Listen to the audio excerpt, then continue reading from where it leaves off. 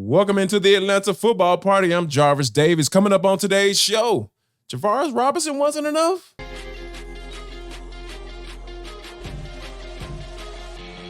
This is Locked On Sports Atlanta, and it's time for the Atlanta football party, only on Locked On Podcast Network, your team every day. Welcome into the Atlanta football party, your home for the best Georgia Bulldogs football talk. It's local insight you can't get anywhere but right here at Locked On. I am Tenitra Batiste, and joining me are Jarvis Davis and Brian Gebhardt. Today's episode is brought to you by FanDuel. Make every moment more. Right now, new customers get $150 in bonus bets with any winning $5 moneyline bet. That's $150. Visit FanDuel.com/lockedon to get started. The Atlanta football party is also brought to you by, FanDuel, of course, but also is part of, the Locked On Podcast Network, your team every day. And guys, the fun never stops in Athens because offseason workouts for the Dogs have officially begun. So, of course, we'll talk workouts and we'll talk about how the world thinks some team members who are running it back measure up with the elite across the nation. But before we do that, Jarvis, we got to go with our top takes of things that have happened in Dog Nation the last couple of days. And you said it was a robbery gone wrong for Robinson. Oh my gosh. Like when you think about plans and things that college coaches try to implement, right? Because, it's easy to do the offseason workouts because you can understand what you're dealing with. You understand your roster and all that stuff, right? But when you're trying to go into Tuscaloosa and snag a couple folks, which you did, he was able to do. He was able to get Travaris Robinson, who looks like he's going to be a very good asset to this team. He's co-defensive coordinator. He got a nice, substantial raise. And everybody said that, hey, he was the guy that recruited Mr. Downs. And they ended up not getting him. So it just, for me, I just look at it from a standpoint of, was that guy the guy? If you weren't trying to get Caleb Downs, if Caleb Downs wasn't available, if you knew that he wasn't going to be available, or Nick Saban was going to retire, would you still have gone after Travaris Robinson? And I think that, obviously with Nick Saban not retiring, of course he probably would have stuck around, but just given the situation and the player that was available and the guy that you obviously went after, it just seems like, he may have went in there and stole someone that, he probably wouldn't have wanted if this other guy was available. And that doesn't seem like it's quite right because we know Kirby Smart used to give him what he wants because he's that type of guy. So, but I think that with everything that has happened, I'm sure that Kirby Smart is going to figure this thing out. But it was kind of interesting to see that news come out on Friday that, he didn't get the guy that he initially wanted. And I think we definitely had that conversation, Brian, about how it could go and knowing that Ohio State was in the mix. I know you tweeted out about that as well. But I think knowing that another team is in the mix and seeing everything that always seems to go Georgia's way. I mean, they were still riding high off of getting the flip of KJ Bolden. So everything looked like, the college football universe revolved around Athens. And it still does. It's not one player who makes or breaks it. Well, at least not this one player who makes or breaks it because they already had a strong secondary. But I do think we were all like, like there was a collective gasp because I don't think anybody really thought it was really going to happen that he was going to head to Columbus. Yeah, it was one of those situations where they got T-Rob and then you thought, okay, connect the dots. Here it is. Boom, boom, boom. It's this whole linear thing. It's weird because in a way, it's not a win for Kirby or T-Rob, but it's better than losing out and him staying at Alabama, him going to Ohio State and kind of getting out of your way. So you don't have to face him necessarily next year, unless, of course, you run into him in the playoffs. And it's one of those things, too, where the secondary is still going to be in really good shape. They got a really good – the collective coaching staff between T-Rob and Kirby and Muschamp still being an analyst on this team, like the secondary is going to be just fine. It was just when you see that – and it's right in front of you of, wow, they could potentially be putting together one of the best secondaries we may ever see in college football. So I think that's going to be dialed back a little bit. And yeah, it seems as though Ohio State just, I think the thing that people missed out on, we touched on last week, is they really were number 2 last year in that recruiting effort. And once he left, it was like, okay, I think he really reassessed everything. Caleb Downs, that is. And it wasn't just, I'm going to follow my coach over here. And I think he's been really thorough through the process, both when he was recruited the first year and this year. And listen, the way these things go, who knows where Caleb Downs is going to be playing football in 2025. Talk to him this season. I thought the same, Brian. I was like, yeah, I said, and we'll talk more about some of the underlying factors that may have gotten him to Ohio State in the next segment. And not just that, but we're going to talk a little bit about not just what gets him there, but kind of how this points to the state of what's going on in college football, college sports, and with name, image, and likeness with that entire situation. But that said, BG, Georgia rolls on. Georgia still has off-season workouts. And like you said, part of what's going to make the secondary be even better than what we saw last year is if they can get some help by an improved D-line, for example. But you were saying there are some great things about that off-season program that maybe is the most underrated part of the off-season program so far. What do you think that might be? Yeah, I mean, the last few weeks, I think the biggest thing for Georgia is the fact that they were able to keep Glenn Schumann through this whole process. I just think, the fact that you brought over T-Rob and you're able to convince not only him, but Schumann to be co-DCs. Not everybody would go for that, for the pedigree that both of those guys have. Indeed. I actually had the fear that when DeBoer came over and T-Rob left to go to Georgia, that there was a potential that Schumann would go right back to Alabama and they would both just have their own roles, because the thing that people forget about Schumann is he is a Bama guy. Like, he went to Bama, his wife's from there. That's his home, much like Kirby and Athens and Georgia is his home here. So, and we're still seeing all the fallout from from Saban's retirement. We officially are now reaching from all the way affecting Buffalo to San Jose State. We've crossed the entire country. CBS put out a great article earlier this morning on that. But the fact that Georgia was able to keep Glenn Schumann and keep him as a co-DC was such a win over the last few weeks. And when you think about that continuity that you have on the defensive side of the football, because even though Will Muschamp, obviously due to family reasons, want to be able to go see his kids, go play college ball, because he got a freshman getting ready to go, I think, Vanderbilt, and then of course he got his son that's a senior walk-on at Georgia. So I think it's just, and you understand it, right? It just makes a lot of sense. So for Kirby to be able to keep that veteran presence, right, with Muschamp, and then keep Glenn Schumann around, like you mentioned, BG, I think it's all about continuity and making sure that you have the right guys teaching these guys what they need to know. And as far as the defensive scheme standpoint, because you want these guys to continue to develop, because that's what Kirby's big thing.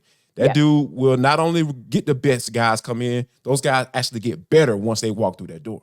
Indeed. And that's something that I think you don't take lightly, because, and I'm going to just use an analogy of something that a colleague of mine at my other gig, we were talking about earlier this morning. When you have the opportunity to play alongside, and you guys know this as well as former athletes, when you have the opportunity to play alongside 1, 2, 5 more players that you played alongside the year before, you guys know each other's tendencies. You guys know how to push each other's buttons as well as the coaching staff. So yeah, I think that the offseason workouts for Georgia are, for me, I feel like they're on 10, because you lost some in the transfer portal. Obviously, you'll lose some going to the NFL draft. But how many times have we on the football party come in each week since the end of the quote unquote regular season of the college football season and said, whoa, another one's coming back. Okay, another dog's coming back. So many have signed on to where I think that's also, Brian, to your point, maybe an underrated part of the offseason is that, hey, if I'm Jarvis right here and I lined up next to Brian last season and I lined up next to Tenitra, of course, she would have to be the kicker in college football. But anyway,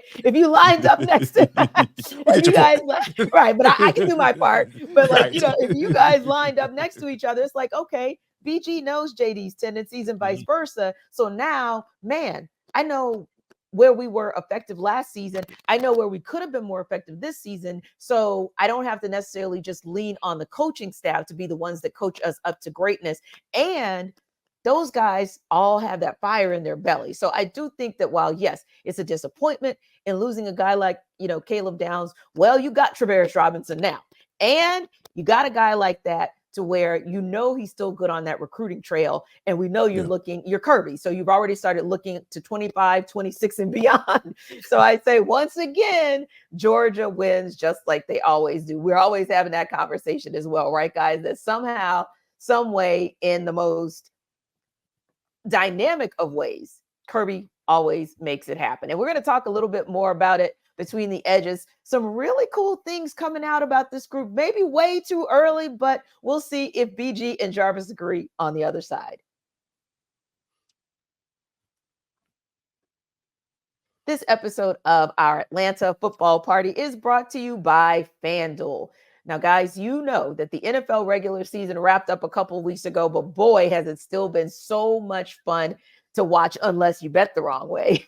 But anyway, if you guys are out there doing it the right way, then FanDuel has to be your new BFF. Why? Because it's America's #1 sportsbook. Right now, new customers get $150 in bonus bets guaranteed when you place a $5 bet. That's $150 in bonus bets, win or lose. And I'm going to just remind you guys that if you look at your calendar, you're about 2.5 weeks away, maybe 3 weeks away from Valentine's Day. $150 probably will do you some good right now. This app is also pretty darn easy. One of the most user-friendly apps that I've tried. And there's so many different ways that you can make the bet. Live same-game parlays, finding bets in the new Explore tab, making a parlay in the Parlay Hub, which is actually the best way to find popular parlays. And of course, so much more once you get to digging into the app. So visit FanDuel.com/lockedon and make your first bet a layup. That's FanDuel.com/lockedon to make your first bet a layup.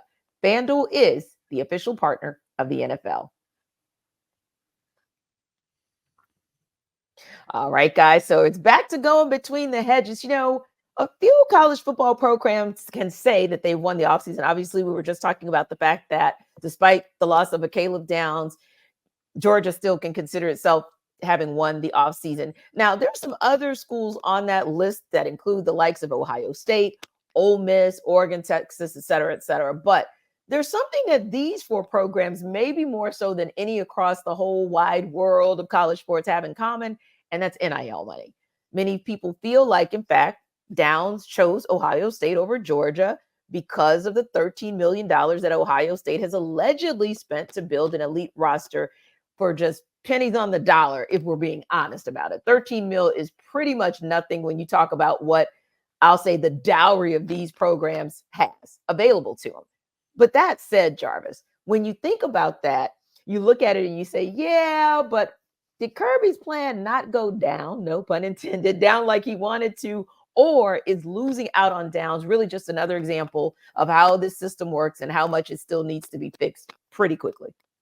I think I don't know if I'll say this. I think it's an example of just the world that we live in now. True. Because let's just keep it funky. Like, I want people to really understand how college football has been going. Like, this stuff has been going on for a long time.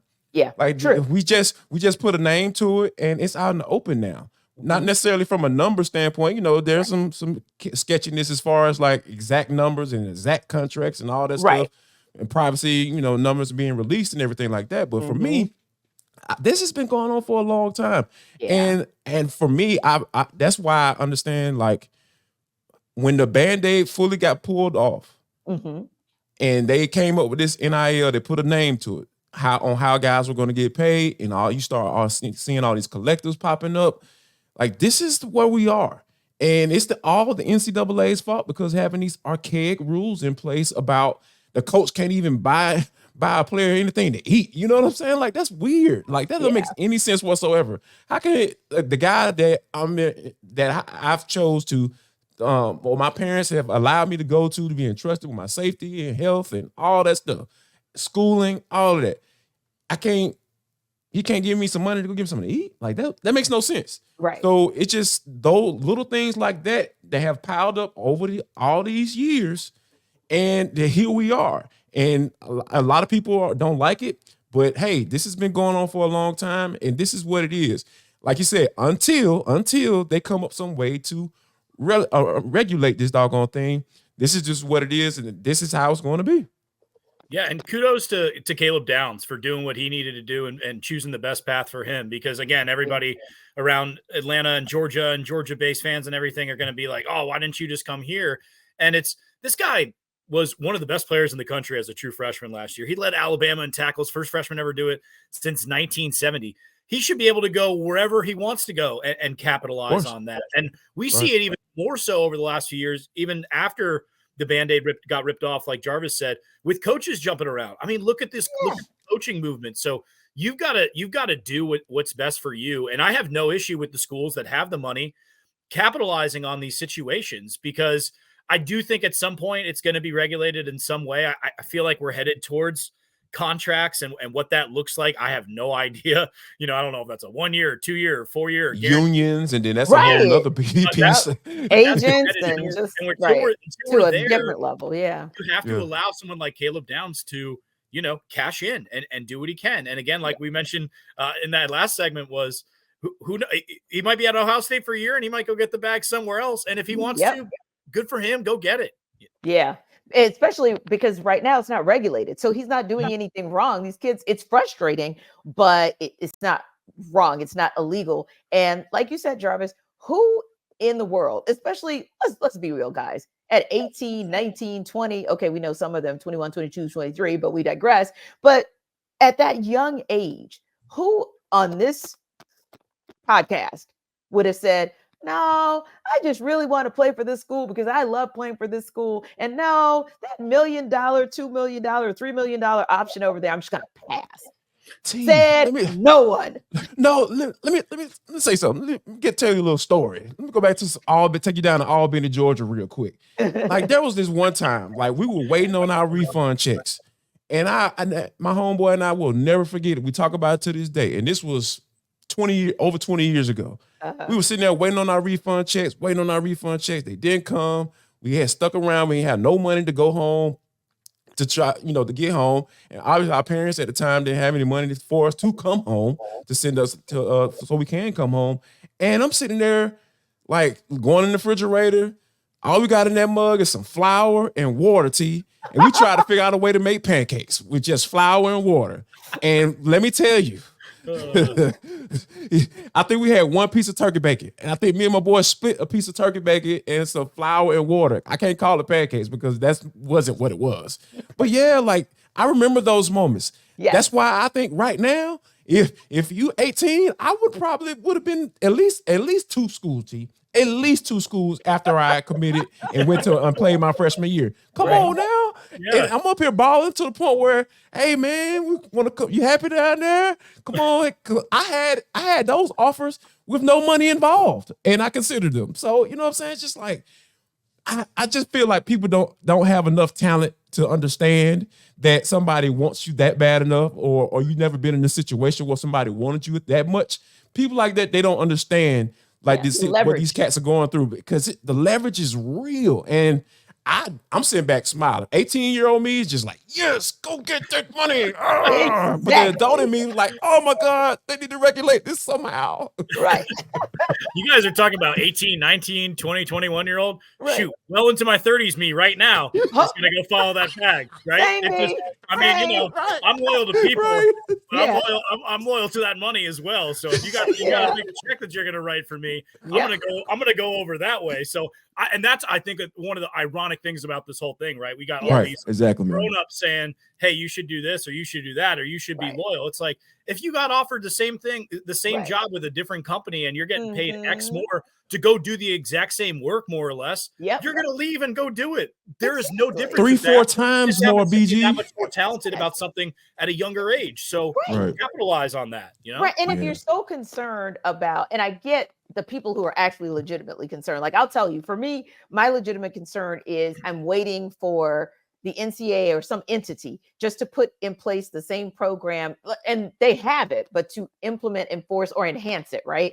Because basketball has it, NBA, MLB, NFL, they all have a program that rookies have to go through, the symposium. And you can get fined if you don't go through the symposium, but it's really for your good, because basically, and I'll take the NFL as an example, they're basically saying that the average player has a lifespan that just gets you right there to what is it called? Like your retirement plan, right? Right. And invested. So, yeah. Exactly. So right there at the moment of vesting is when the average player's career unfortunately fails. Their bodies fail them. And so they're trying to educate them to make sure they understand what the fallout could be. That's where I am. I just want these guys to know so that if an injury happened and money that was supposed to come to you is off the books, then there would be a way for you to be able to still, get past that and still either get your degree if that's what you want to do, or whatever it is, you just have a plan. That's my biggest thing. But yeah, I'm being honest. I'm like, okay, as the former dancer who would get the residuals from what the basketball team got, I'd be like, no, please get your money, because if you get this, I at least get this, and I don't have to worry about student loans. So it's all of those other things and all of the other pieces that are involved that I think sometimes we don't consider the nuances of it as adults. We just say what we say and then we just kind of keep it moving. But real quick, I want to ask you guys this question before we wrap up. We talked about the way too early returns, and listen, our Atlanta Football Party audience, we're going to talk about this and have fun with it throughout the offseason because, hey, there's a list coming out every week. So the way too early returns on the Heisman race has a bunch of lists that have Carson Beck as a finalist. And so I wanted to ask BG, is Beck truly a Heisman favorite for next season? Jarvis, who is on your early short list as well from Georgia? Well, I guess you know what? I'll open it up. I'm going to take a little cop-out answer here because I think he's a favorite to be a finalist. I don't like him to win it overall. Yeah. I just think given the schedule, and we've talked about it a good bit with the, Clemson and Texas and Ole Miss and Bama and all these games, I think there's going to be so many moments that he has the potential for that Heisman capability. But we know how Kirby likes to do it. We know how Georgia likes to do it. It's going to be a grind it out, run the football. Here's the rock here in the fourth quarter. The guy that I like, and it's, we've had so much negative attention with this program over the last week or two, is Jalen Milroe at 12-1 with Kalen DeBoer coming in. And I think it's because I think this is going to be great for Jalen Milroe's progress. And it may not be necessarily great for Alabama, but I think him as a quarterback, he's going to take another step. And they're going to be they're losing guys like Caleb Downs. They're losing a couple pieces on defense. They lost one of their offensive. They're going to be in games where they have to put up more points and not be able to grind it out. So I think Milroe might wind up having a really good year by proxy. And look what that staff just did with Michael Penix, who's a really talented player. I think Milroe could have a great season next year. Indeed. Ooh, BG, I got one for you too. How about this? Tate Ratledge coming back, right? Mm-hmm. Cedric Van Pran going out the door, but we got Bulldogs got somebody that can stick in. How about the guy who Carson Beck is going to be handing the ball off to this year? Trevor Etienne. We know how much Georgia likes to grind it out, right? Mm-hmm. We know that offensive line is probably going to be one of the best in the country this year again. So, yeah, I think that there's a possibility and we know he led the Florida Gators in touchdown scores last year. So this guy, we know how dynamic he is. His brothers are down there in Jacksonville, and you understand what he's able to do on the NFL level, on the professional level. So I really feel like Trevor Etienne could be a sneaky little potential Heisman favorite because we know what Georgia running backs do. If they get on a roll, like I think they will get on, like he will get on the road this year with this behind this offensive line, Georgia will definitely have at least one finalist, and it potentially could be Trevor Etienne. And I like what you're both saying because, the answer is Georgia. When we come back, we'll talk a little bit more and Ask Me Anything in just a minute.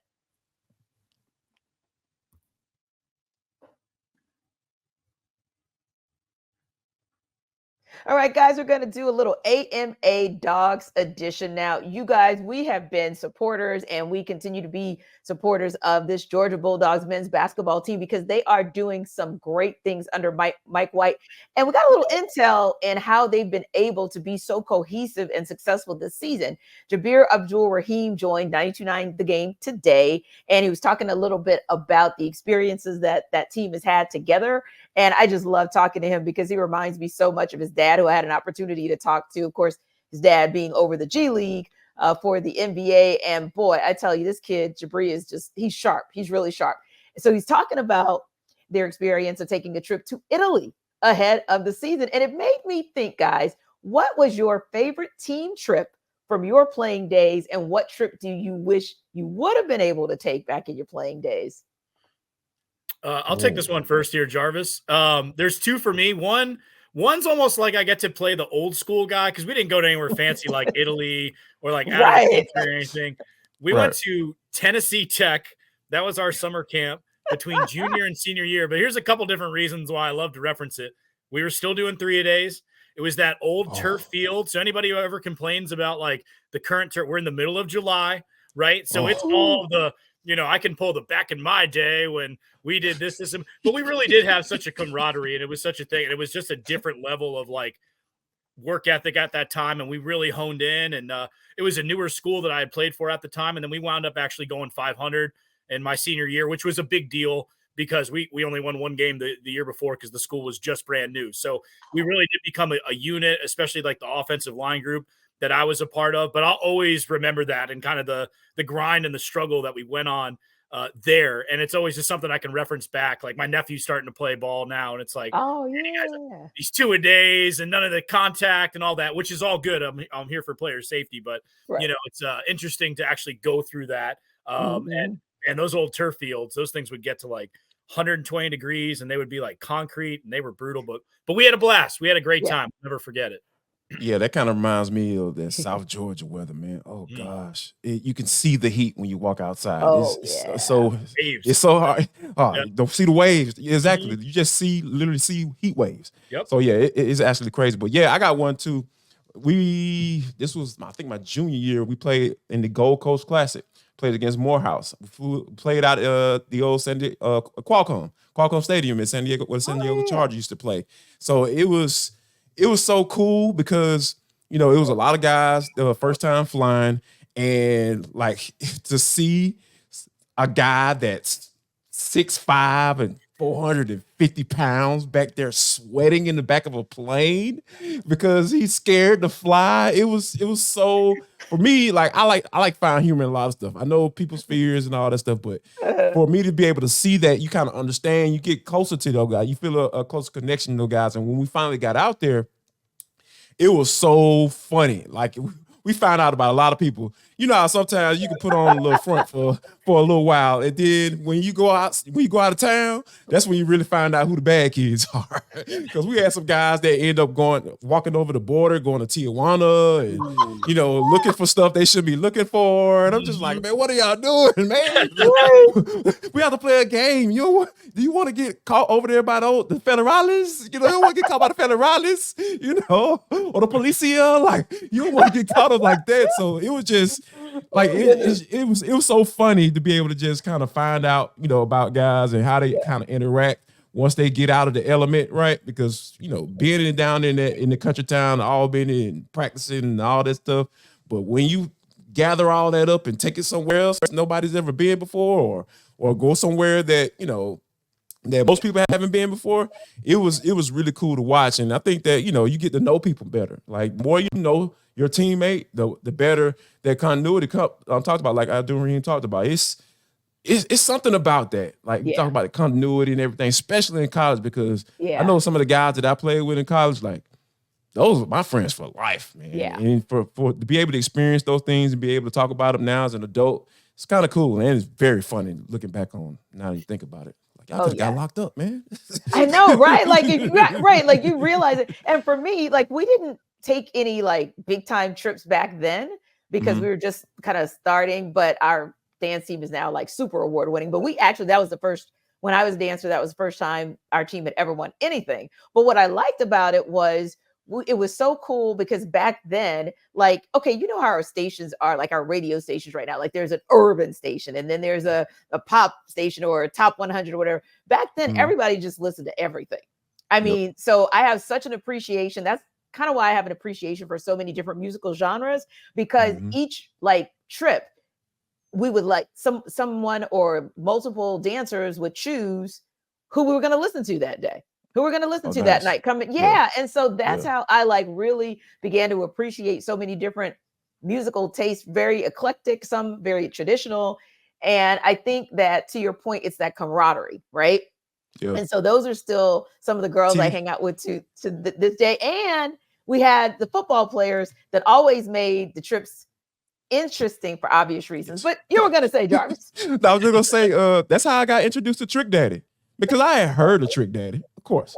But oh my gosh, meet somebody from Florida. Oh, you bed not BEDTKNOT. Yeah, I know I messed it up. Sorry, y'all.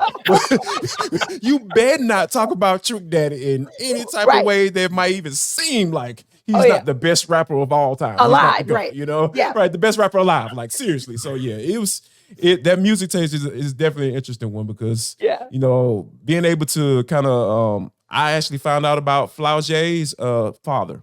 You know, he was a big time rapper down in Savannah. Camouflage, yeah. And he was real big for those guys from Savannah. So I played with a lot of cats from there. They introduced me to him. So when they went on their run last year and won it all, I was like, Flaujae, wait a minute. And she started talking about her dad, talking about she's from Savannah. I was like, I remember your daddy. So I really felt old at that point. I was gonna say right there. It all came together. It all came together. Well, before we wrap up, we have to say goodbye to someone who's gone. Well, is it someone who's gone to the upper room, fondly known as Q? The Dogs mascot, Ugga 10, passed away peacefully in his sleep this morning. He was 65. 65. I know.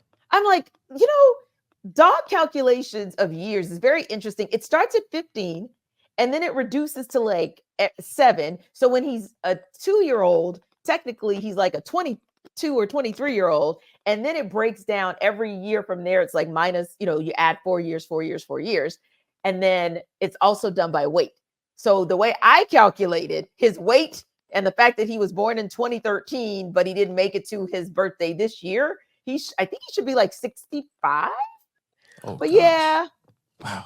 Salute to Ugga 10. He was the man.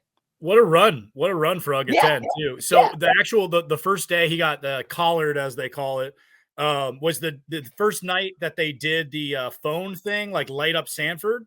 So once that became a thing, that was back in 2015. So he's been, you know, from that run up until the end of last season. But yeah, 2 national titles, 2 SEC titles.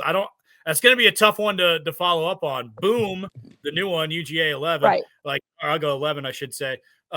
He is 13-1 so far, so off to a good start. But that's going to be tough to match the 2 national titles that Q brought to the table. Absolutely. Indeed. You got your work cut out for you. We're looking for you to rise up and raise up, Boom, because we have some expectations of you, right? All right. Anyway, guys, thanks so much for stopping by the Atlanta Football Party, your home for the best Georgia Bulldogs football talk. Be sure to like and subscribe to our YouTube channel if you haven't done it already. And if you have, then tell a friend. Come back tomorrow for the Atlanta Basketball Party. We'll see you.